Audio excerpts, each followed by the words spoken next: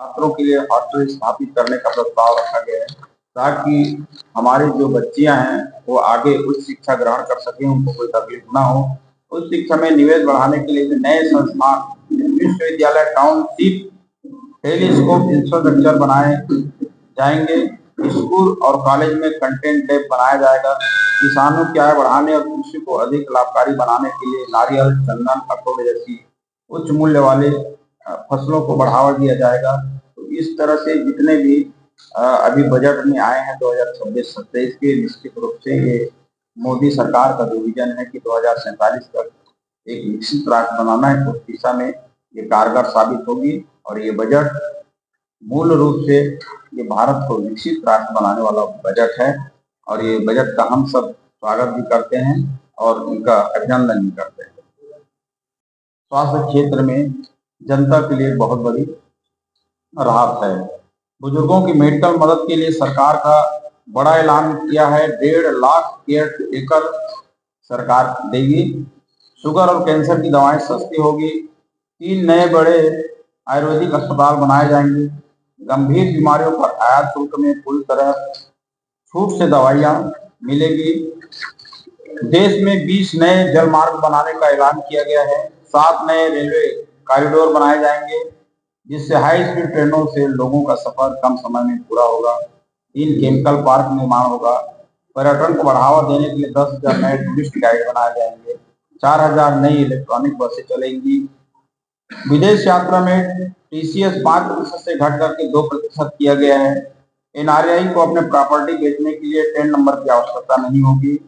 आयकर रिटर्न भरने की तारीख को बढ़ाया गया है और जितने भी विभाग हैं हमारे भारत सरकार के मंत्रालय में, उन मंत्रालयों में जो पहले की तुलना राशि दी जाती है उसमें कई गुना वृद्धि की गई है। कांग्रेस की सरकार में शिक्षा के बजट जो है 39,000 करोड़ रुपया मिलता था। आज मोदी जी की सरकार में ये बजट जो है 39,000 करोड़ रुपये से बढ़ करके 1,39,000 करोड़ रुपये से भी ज्यादा का हो गया है। इसी तरह से रक्षा के बजट जो है कांग्रेस की गवर्नमेंट में केवल 2.5 लाख करोड़ था। आज मोदी जी की सरकार में रक्षा का बजट 7.5 करोड़ रुपये से ज्यादा लाख करोड़ रुपये से ज्यादा हो गया है।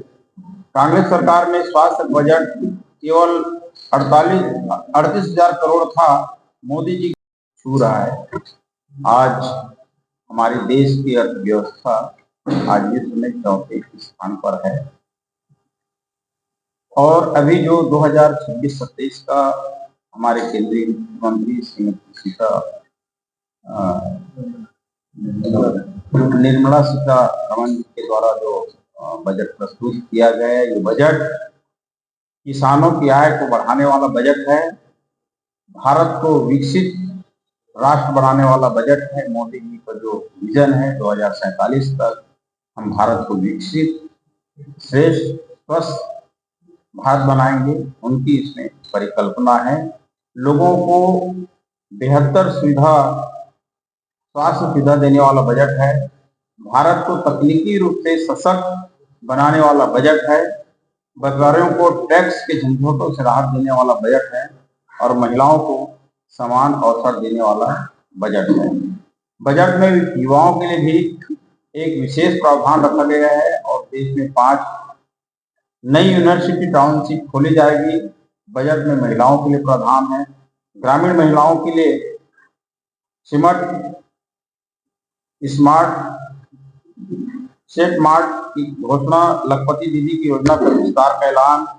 बजट में किसानों के लिए प्रावधान, पशुपालकों के लिए लोन सब्सिडी का ऐलान, मछली पालन हेतु 5 से बड़े तालाब का निर्माण, कॉफी उत्पादन करने वाले किसानों के लिए कोक योजना का ऐलान, अखरोट एवं बादाम के किसानों के लिए विशेष योजना का ऐलान।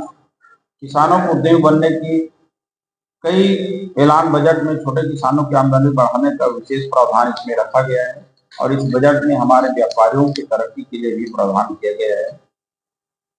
एमएसएमई के छोटे उद्योगों के लिए एसएमई विकास निधि के लिए 10,000 करोड़ का प्रावधान रखा गया है। विदेश में 1 करोड़ रुपए तक की प्रॉपर्टी पर पेनाल्टी खत्म कर दी गई है और मिनिमम अल्टरनेटिव टैक्स को घटाकर उनको 14% किया गया है। तेंदुपत्ता पर टीसीएस घटकर अब 2% किया गया है। इससे हमारे छत्तीसगढ़ में तेंदुपत्ता के जो व्यवसायी हैं, संग्राहक हैं, उनको लाभ मिलेगा। लोगों को सस्ती कीमत पर दवाइयां उपलब्ध कराने, भारत को बायो फार्मा हब बनाने का ऐलान हेतु 40,000 करोड़ रुपए का मदद का ऐलान किया।